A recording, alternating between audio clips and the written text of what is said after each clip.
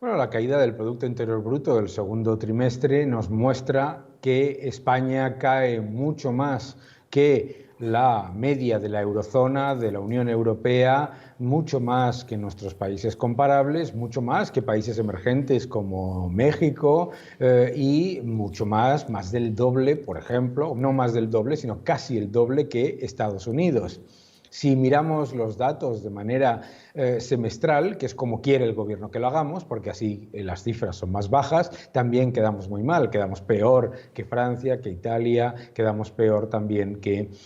por ejemplo, la media de la Unión Europea, la OCDE o la media de la eurozona. Yo creo que hay muchos factores, por supuesto. Claro que afecta al turismo, pero otras economías que tienen una amplísima exposición al sector del turismo, como Portugal, como Grecia, como el propio México, han tenido una caída mucho más pequeña que la que ha sufrido España. A España se le añade al impacto del turismo las amenazas constantes que ha llevado durante toda la pandemia el gobierno de subir los impuestos, amenazas hacia empresas, amenazas de nacionalizaciones, se le añade también la política negativa con respecto al sector del automóvil, muy importante para nuestra economía, y se le añade, por supuesto, el ataque a los autónomos y a las empresas que se dedican a la exportación. Por lo tanto, hemos visto una cadena de empeoramiento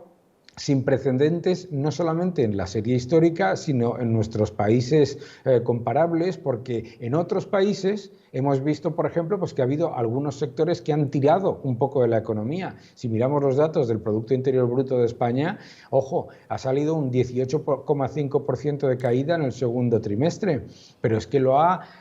acolchado el aumento del gasto público. Si quitamos el gasto público, el gasto de las familias ha caído un 22%, las exportaciones han caído casi un 30%, la inversión también más de un 20%. Estamos hablando de cifras absolutamente brutales y anualizadas, y si lo miramos en las expectativas año con año, incluso con la recuperación muy pobre que se está dando en España, recordemos que es la recuperación más lenta de los países de nuestro entorno, seguirá siendo el país que más caiga en el año 2020, según las estimaciones de la OCDE. Respecto al paro, ¿cómo interpreta usted este repunte en el empleo, en el paro registrado del pasado mes de julio? Bueno, esto es el efecto típico base, ¿no? Esto es claramente destrucción masiva de empleo en marzo, abril, mayo y junio y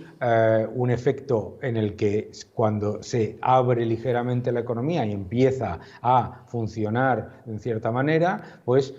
obviamente los datos mejoran, claro, no podía ser de otra manera, ¿no? Pero como estabas mostrando tú ahora mismo, los datos de destrucción de empleo hasta ahora, bueno, somos el país con el nivel de paro más alto de todos los de nuestro entorno. Ya hemos superado también, aunque incluso excluyendo los ERTES del porcentaje de paro, ya hemos superado a Grecia, desafortunadamente. Entonces,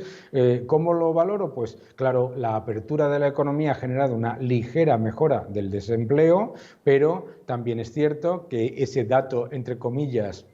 histórico que decía el gobierno con los datos de julio, que lo ha vendido como si fuese lo mejor, es un dato muy similar, por ejemplo, a la creación de empleo que se dio en julio de 2016, y eso sin la destrucción masiva de empleos que ha habido en estos meses. Tendremos que ver qué es lo que ocurre en agosto, en septiembre, y lo que es más importante, tendremos que ver qué es lo que ocurre con esa bolsa de paro que está escondida de las cifras oficiales, que todavía no sabemos qué porcentaje de las personas que están en ERTE se van a convertir en paro oficial. Los cálculos se mueven entre un 20 y puede ser hasta un 30%. Respecto al número de cotizantes a la Seguridad Social, a pesar de que se han recuperado algunos, seguimos teniendo un enorme déficit de más de 600.000, ¿no? Sí, tenemos un problema muy importante en cuanto a creación de empleo. O sea, ya no es solamente hablar del paro y del número de parados, sino de la creación de empleo. Efectivamente, los datos de la Seguridad Social lo que nos muestra es que se ha recuperado menos del 17% del empleo perdido durante el confinamiento y el cierre forzoso. Y ya llevamos más de 2 meses con la economía en apertura. Esto es importante entenderlo. Si miramos, por ejemplo, en Estados Unidos o en otros países, desde la apertura, la reducción del paro y sobre todo la creación de empleo han sido mucho más rápidas, incluyendo en la realidad de que también en otros países hay un cambio y una mejora más progresiva y lenta y con más retos de lo que algunos se imaginaban. Pero en nuestro caso nos estamos encontrando con algo que es absolutamente diferente a cualquier otra de las economías y sobre todo muy diferente a otras economías con mucho mayor o con similar posición con respecto al turismo, y es que la creación de empleo es muy inferior a lo que es el aumento del Producto Interior Bruto por el efecto base. Es decir, el Producto Interior Bruto y los índices manufactureros y de servicios de España van a rebotar por ese efecto que es como tirar una bola por una escalera y luego salta, van a tirar hacia arriba. Y resulta que la creación de empleo en una reapertura que debería haber generado una subida de la afiliación de al menos el 5 o el 7%, la afiliación en el dato de julio solo sube un 0,7%. Eso es obviamente por la dificilísima situación en la que están las empresas de España. Hace ya un tiempo, don Daniel, tuvimos ocasión de comentar el cuadro de coordenadas del profesor Huete, que hoy hemos recordado. ¿Viene eso a demostrar que se podían haber salvado vidas, haber protegido nuestra salud, protegiendo también al tiempo la economía? Bueno, claramente. Yo creo que ya a estas alturas y después de todo el debate de si un mes vale o si otro no vale, etcétera, etcétera, ya es muy evidente que en nuestros países comparables, países muy cercanos a nosotros, tanto Italia como Portugal como Grecia, se han hecho las cosas mejor. Y se han hecho las cosas mejor y además tenemos países mucho más cercanos al lugar que era el epicentro del coronavirus al principio, que era Italia, como Austria, como Suiza, que no es que lo hayan hecho mucho mejor, es que lo han hecho infinitamente mejor. Yo creo que el gran problema de la gestión tanto de la pandemia como de la economía por parte del gobierno de España es que ha sido un plan de cerrar los ojos, taparse la boca y taparse los oídos y esperar que esto pase y confiarlo todo en una recuperación en V que se inventaron de manera propagandística y que obviamente, bueno, pues claramente no se da. Ahora le llaman V asimétrica, que significa que no es en V. Con los datos que vamos conociendo, ¿qué futuro a medio plazo le augura usted a la economía española? Una recuperación que dará cifras espectaculares al principio, como no puede ser de otra manera. El efecto base es así, ¿no? Tú cierras una economía completamente, la abres, pues ese te va a dar un dato que es como cuando en bolsa cae una empresa pues un 70% y luego sube un 20%, no ha recuperado nada, ¿no?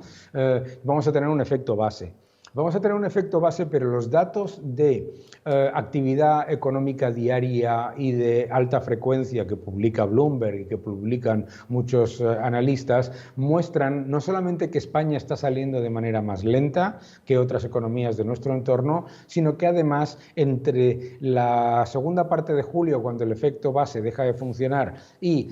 los primeros días de agosto,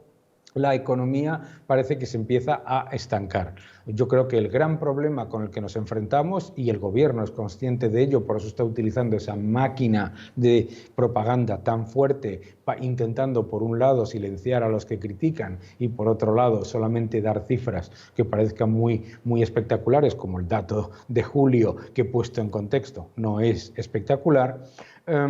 Lo que más preocupa es entre septiembre y diciembre. Porque entre septiembre y diciembre, una vez que pase pues, el efecto del verano, una vez que pase el efecto base de los meses de reapertura. Y cuando confluya el problema de los más de 100.000 empresas que han cerrado, más los ERTEs que dejan de esconder una parte del paro, más la dificultad con la que se enfrentan muchas empresas, una enorme cantidad de empresas, más del 20%, que es refinanciar sus compromisos a los que han entrado con los préstamos con los que han intentado sobrevivir durante el confinamiento. Confluyen tres factores muy complicados y no va a ser sencillo de encontrar una solución, porque la solución que propone el gobierno es hacer nada, es literalmente esperar que los datos mejoren por ciencia